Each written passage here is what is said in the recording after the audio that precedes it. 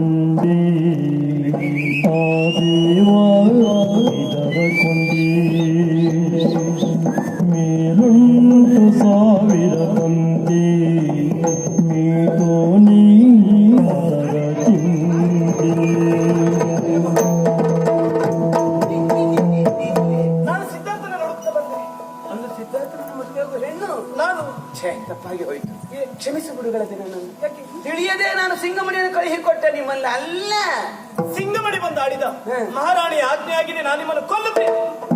ಹಾಗಾದ್ರೆ ಗೆಳತಿ ಬದುಕು ಹಾಳಾಗುವುದಕ್ಕೆ ಕಾರಣ ನೀನು ಅಂತ ಗೊತ್ತಿದ್ದು ನಾನು ಹಾಗೆ ಮಾಡ್ತಿದ್ದೇನೆ. ದೇವರು ಎಷ್ಟು ದೊಡ್ಡವ ನೋಡು, ನಮ್ಮಿಬ್ಬರನ್ನು ಮತ್ತಿಲ್ಲಿ ಬಂದು ಕೂಡಿಸಿದ. ತಿಳಿಯದೆ ನಾನು ತಪ್ಪು ಮಾಡಿಬಿಟ್ಟೆ, ಹಾಗಾಗಿ ಕ್ಷಮಿಸು ಅಂತ ಕೇಳಿದ್ದು. ನೀನೇ ಸಿದ್ಧಾರ್ಥ ನನ್ನ ಮದುವೆ ಆಗುವ ಹುಡುಗಿ ಅಂತ ತಿಳಿದ್ರೆ ನಾನು ಹೂವಿನ ಹಾಸನ ಹಾಸಿನ ನನ್ನ ಸ್ವಾಗತಿಸ್ತಾ ಇದ್ದೆ. ನನ್ನ ಜೀವನ ಗೆಳತಿ ಅಲ್ಲವೇನೆ ನೀನು? ಈಗಲಾದ್ರೂ ಮದುವೆ ಮಾಡಿಸ್ತೀಯನಮ್ಮ. ನಿನಗೆ ಸಿದ್ಧಾರ್ಥನ ಮದುವೆ ಆಗ್ಬೇಕು ತಾನೆ? ಸಿದ್ಧಾರ್ಥನಿಗೆ ಮದುವೆ ನಾನು ಮಾಡಿಸ್ತೇನೆ ಆಗಲಿ ಗೆಳತಿ. ನಾನು ಇದಕ್ಕೆ ಮಹಾರಾಣಿ. ಹೌದೇ? ಹೌದು. ಸಿದ್ಧಾರ್ಥನ ಇಲ್ಲಿ ಕಣ್ಣು ಮುಚ್ಚುವ ನಾಯಕರು ಕರೆಸಿಬಿಟ್ಟೇನೆ ನಾನು. ಏ ಸದಾನಂದ,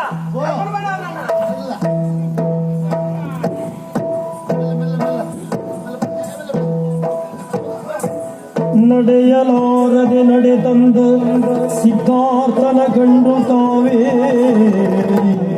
ಬೆರಗಾಗಿ. ಏನು ಇದು? ಏನಂತ ಹೇಳಪ್ಪ, ಎಲ್ಲ ಹೊಳೆಗೆ ಒಟ್ಟಿಗೆ ಹಾರಿದ್ರೆ ಹೌದಾ? ನೀವು ಬೇರೆ ಆದ್ರೆ ನಾವು ಬೇರೆ ಆದೆವು.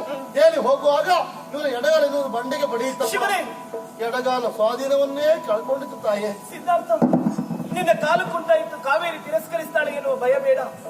ನಾನು ಪ್ರೀತಿಸಿದ್ದು ನಿನ್ನ ಗುಣಕ್ಕೆ ಹೊರತು ರೂಪಕ್ಕಲ್ಲ ಸಿದ್ಧಾರ್ಥ. ಬಾಹ್ಯವಾದಂತ ರೂಪ ಶಾಶ್ವತವ ಹೇಳು. ನೋಡು, ಕುಂಟಾದದ್ದು ನಿನ್ನ ಕಾಲು, ನಮ್ಮ ಪ್ರೀತಿ ಕುಂಟಲ್ಲ. ಪ್ರೀತಿಯ ಕಾಲುಗಳು ಚೆನ್ನಾಗಿ ಚಲಿಸ್ತವೆ. ನಿನ್ನ ಕಾಲಿಗೆ ನಾನು ಕಾಲಾಗಿರ್ತೇನೋ? ಒಮ್ಮೆ ಮುಖ ನೋಡು, ಮುಖ ತಿರುಗಿಸು. ಮಗವ ತಿರುಗಿನ ವಿಷದ ಕಣ್ಣಿಗೆ ಗಗನ ಕಡಲಿದ ಧೂಮ ಕೇತುವೆ ಹೊಗೆಯೋ ನಿನ್ನಯ ನಸಲ ರೇಖೆಯು ಬಗೆಯ ನಾನರಿದು.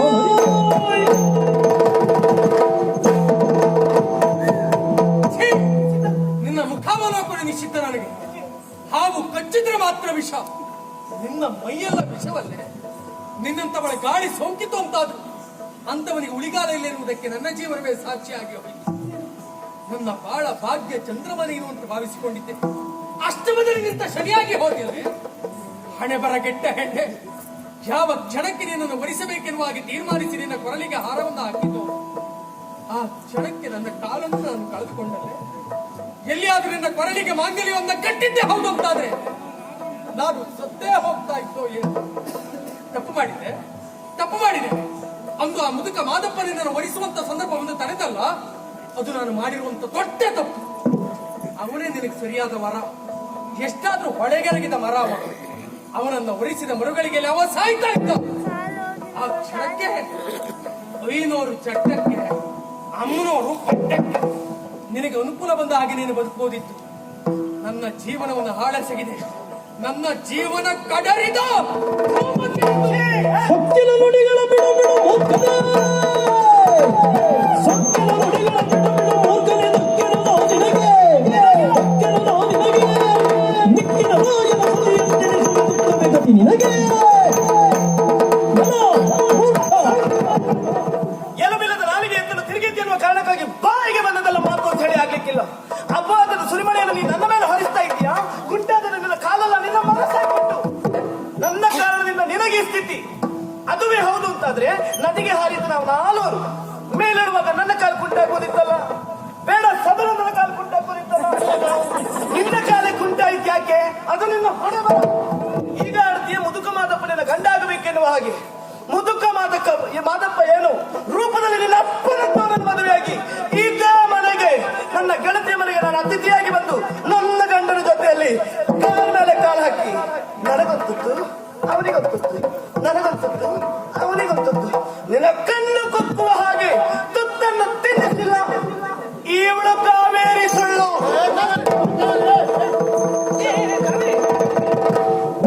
ಎಲ್ಲ ಮಾತನ್ನು ಮೀರಿದಾದನು ಕಂಡ ಮುಂದಿನ ಕೂಡ ನೀತನ ನೂಕುವೆನು ಪಾದಕ್ಕೆ ಬರದಳಿ.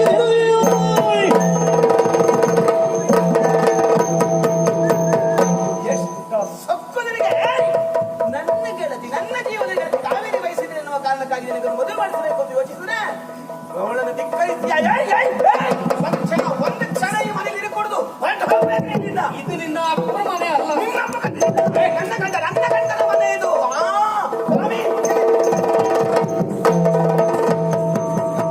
ನಾನು ನಿಮಗೇನಾಗ್ಬೇಕು? ಗಂಡ ಹೆಂಡತಿಯ ಸಂಬಂಧ ಈ ಪ್ರಪಂಚದಲ್ಲಿ ಅದಕ್ಕಿಂತಲೂ ಮಿಗಿಲಾದ ಸಂಬಂಧ ಉಂಟಾ? ಯಾವುದು ಇಲ್ಲ. ಈ ಭಿಕಾರಿ ಎಲ್ಲ ಬೀದಿಯಲ್ಲಿ ಬಿದ್ದವನ್ನ ಕರೆತಂದು ನೀವು ತಮ್ಮ ಅಂತ ಕೊಂಡಿರಿಸಿದ್ರಿ, ಅವನಿಗೊಂದು ಯೋಗ್ಯ ಸ್ಥಾನಮಾನವನ್ನು ಕೊಡಿಸಿದ್ರಿ. ಆ ಪಾಪಿ ಕ್ಷಣ ಕ್ಷಣಕ್ಕೂ ನನ್ನನ್ನು ಅವಮಾನಿಸ್ತಾ ಇದ್ದಾನೆ. ನಾನೀಗೊಂದು ನಿರ್ಧಾರಕ್ಕೆ ಬಂದಿದ್ದೇನೆ. ಈ ಮನೆಯಲ್ಲಿ ಒಂದ ನಾನಿರಬೇಕು ಅಲ್ಲ ಅವನಿರಬೇಕು. ಗಂಗ, ಈ ಮನೆಯಲ್ಲಿ ನಿನಗೆಷ್ಟು ಅಧಿಕಾರ ಉಂಟು ಅವನಿಗೂ ಅಷ್ಟೇ ಅಧಿಕಾರ ಉಂಟು. ಅವನನ್ನು ಹೊರ ಕಳಿಸುವುದಕ್ಕಾಗುವುದಿಲ್ಲ. ಹಾಗಿದ್ರೆ ನಾನು ಈ ಪ್ರಪಂಚದಿಂದಲೇ ಹೋದ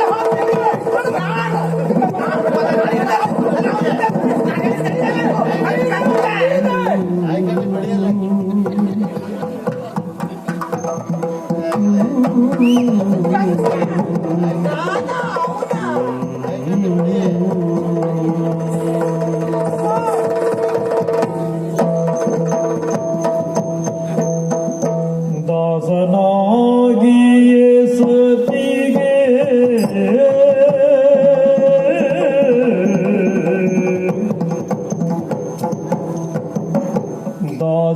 ದಾಸನಾಗಿಯೇ ಸತಿಗೆ ಮನ್ನಿಸು ದೋಷವೇಣಿಸದೆ ಸಾಗೋ ದೂರಕ್ಕೆ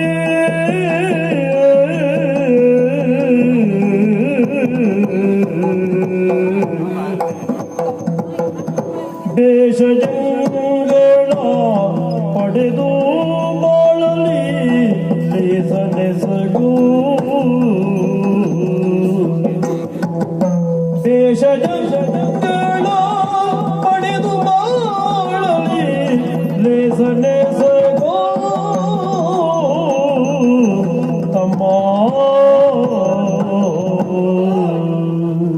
ಇದು ನಿನ್ನ ಕೈಯಲ್ಲ ಕಾಲು ಅಂತ ಹಿಡಿದು ಬೇಡಿಕೊಳ್ತೇನೆ. ನನ್ನ ಸಂಪೂರ್ಣವಾಗಿ ಅಸಹಾಯಕನಾಗಿ ನಿನ್ನನ್ನೇ ಮನೆಯಿಂದ ಹೊರಕಳುಹಿಸುವಂತ ಅನಿವಾರ್ಯತೆ ಬಂದದಕ್ಕಿಂತಲ್ಲ ತಮ್ಮ. ನಮ್ಮ ಇರುವರ ಬದುಕೆನ್ನುವುದು ರಾಮ ಲಕ್ಷ್ಮಣರ ಹಾಗೆ ಇರಬೇಕು ಅಂತ ಕನಸುಗಳನ್ನು ಕಂಡಿದ್ದರು. ಆದ್ರೆ ಅದು ಕೇವಲ ಕನಸಾಗಿ ಮಾತ್ರ ಇರುವಂತಹ ಸಂದರ್ಭ ಒದಗಿ ಬಂದೋಯ್ತು ತಮ್ಮ. ಮನೆಯಿಂದ ಬೆಳಗುವ ಭಾಗ್ಯಲಕ್ಷ್ಮಿಯಾಗಿ ಬರಲಿ ಎನ್ನುವ ಕಾರಣಕ್ಕಾಗಿ ನಾನು ಅವಳನ್ನ ಮದುವೆಯಾಗಿ, ಆಗ ಬಂದವಳು ಮನೆಯನ್ನ ಮುರಿಯುವ ಮಾರಿಯಾಗಿ ನಿಂತ ಅತ್ತಿಗೆ ಹುಚ್ಚಿ ತಮ್ಮ, ಹುಚ್ಚಿ. ಅವಳ ಮಾತನ್ನ ನಾನು ಕೇಳಲೇಬೇಕು. ಕೇಳಲಿಲ್ಲ ಅಂತ ಅವಳು ಸಾಯ್ತಾಳೆ. ಗಂಡನಾಗಿ ಹೆಂಡತಿಯ ಸಾವಿಗೆ ಕಾರಣನಾಗಬೇಕು ಇಲ್ಲ ತಮ್ಮ. ಪ್ರಾಮಾಣಿಕವಾಗಿ ಅವಳನ್ನ ಪ್ರೀತಿಸುವವನಾಗಿದ್ದೀನಿ. ನನ್ನ ಬದುಕಿನ ಎರಡು ಕಣ್ಣುಗಳು ನೀವಿರುವರು ಅಂತ ತಿಳಿಸಿದ. ಯಾರನ್ನು ಬಿಟ್ಟು ಬದುಕುವ ಶಕ್ತಿ ನನಗಿಲ್ಲ. ನಾನು ಏನು ಮಾಡಲ್ಲ. ನಿನ್ನ ಸಂದಿಗ್ಧತೆ ನನಗೆ ಏನು ಅಂತ ಅರ್ಥ ಆಗ್ತದೆ. ಪ್ರಪಂಚದ ನಿಯಮವೇ ಹಾಗಲ್ಲ. ಒಂದನ್ನ ಪಡೆದುಕೊಳ್ಳಬೇಕು ಅಂತಾದ್ರೆ ಮತ್ತೊಂದನ್ನು ಕಳೆದುಕೊಳ್ಳಲೇಬೇಕಾದ ಅನಿವಾರ್ಯ. ಕೈಕೆಯ ಮಾತಿಗೆ ಒಪ್ಪಿದ ದಶರಥ ರಾಮನನ್ನ ಕಾಡಿಗಟ್ಟಿದ. ಕೈಕೆಗೆ ಬೇಕಾದದ್ದು ದಶರಥವೂ ಅಲ್ಲ, ರಾಮನೂ ಅಲ್ಲ, ಕೇವಲ ಸಾಮ್ರಾಜ್ಯ ಮಾತ್ರ ಅವಳಿಗೆ ಬೇಕಾದದ್ದು. ಕೈಕೆಯ ಮಾತನ್ನ ಕೇಳಿದ ರಾಮ ಕಾಡಿಗೆ ಹೋದ. ದಶರಥ ಸತ್ಯ ಹೋದ. ಅತ್ತಿಗೆ ಮಾತಿಗಾಗಿ ಒಂದಲ್ಲ ಒಂದು ದಿನ ನಾನು ದಶರಥನ ಹಾಗೆ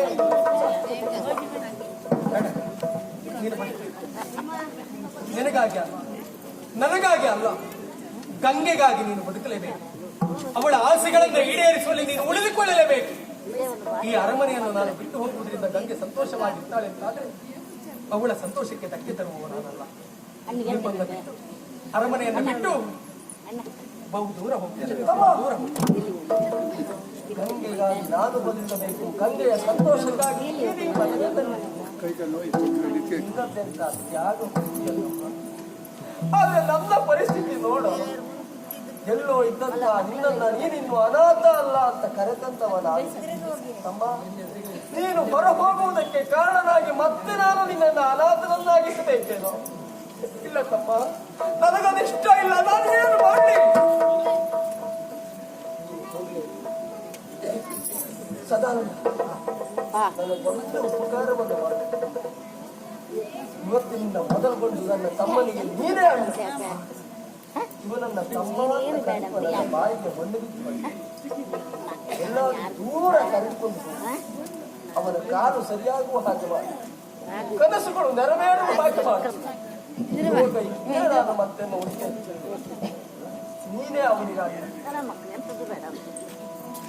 ಈ ಲೋಕ ಜೀವನ ಬಂಡಿ ಆ ದೇವ ಇದರ ಕೊಂಡಿ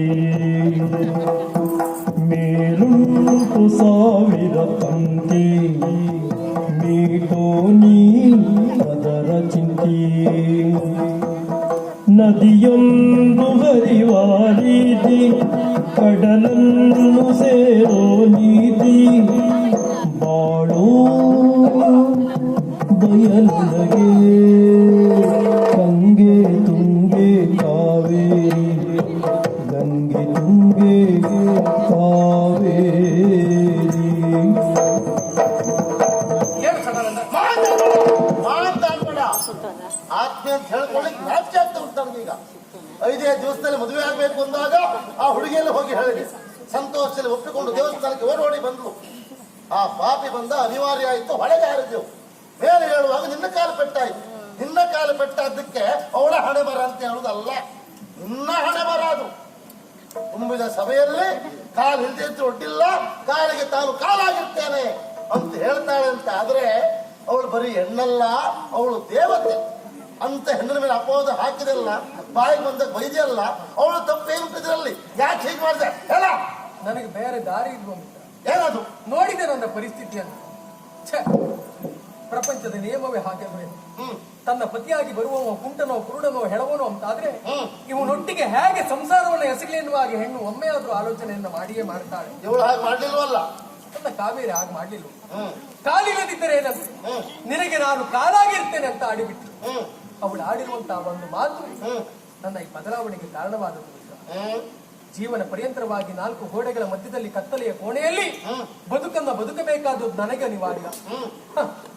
ಈ ಕುಂಟನ ಸೇವೆಯನ್ನ ಮಾಡುತ್ತಾ ಕಾಲಿದ್ದು ಕುಂಟಿಯಾಗ್ಬೇಕನ್ನೋ, ಉಜ್ವಲವಾದಂತ ಅವಳ ಭವಿಷ್ಯ ಎನ್ನುವುದು ಹಾಳಾಗಬೇಕನ್ನೋ ನನ್ನ ದೆಸೆಯಿಂದಲಾಗಿ ಧೃತರಾಷ್ಟ್ರನ್ನ ವರಿಸಿದಂತ ಗಾಂಧಾರಿ ತನ್ನ ಗಂಡನಿಗೆ ಕಣ್ಣುಗಳಿಲ್ಲ ಎನ್ನುವುದನ್ನು ತಿಳಿದುಕೊಂಡ ಮರುಗಳಿಗೆಯಲ್ಲಿ ಕಣ್ಣಿಗೆ ಬಟ್ಟೆಯನ್ನ ಕಟ್ಟಿ ಕಣ್ಣಿದ್ದು ಕುರುಡಿಯಾಗಿ ಜೀವನ ಪರ್ಯಂತ ಕತ್ತಲೆಯನ್ನು ಅನುಭವಿಸಿ ಬಿಟ್ಲು. ಅಂತಹ ಜೀವನ ನನ್ನ ಕಾವೇರಿಗೆ ಬೇಕೆ. ಅವಳ ಜೀವನ ಹಸನಾಗಿ ಇರಬೇಕೆನ್ನುವಂತ ಒಂದೇ ಒಂದು ಉದ್ದೇಶಕ್ಕಾಗಿ ಒಲ್ಲದ ಮನಸ್ಸಿನಿಂದ ಅವಳನ್ನು ತಿರಸ್ಕರಿಸಿದೆ ಬಿಟ್ರೆ ಅನ್ಯಥ ಮತ್ತೊಂದು ಕಾರಣವಲ್ಲ ಮಿತ್ರ. ನಾನು ತಪ್ಪನಾಡಿದೆ. ನಿನ್ನ ಮನಸ್ಸು ಇಂಥದ್ದು ಗೊತ್ತಾಗದೆ ಮನಸ್ಸಿಗೆ ನೋವಾಗುವಂತ ಮಾತಾಡಿದೆ. ಈಗ ನೋವು ಪಡ್ಬೇಡುವ, ನಿನ್ನ ಅಣ್ಣನಾಗಿ ನಿನ್ನ ಕಾಲ ಸರಿಪಡಿಸುವಲ್ಲಿ ನಾನು ಪ್ರಯತ್ನ ಮಾಡ್ತೇನೆ.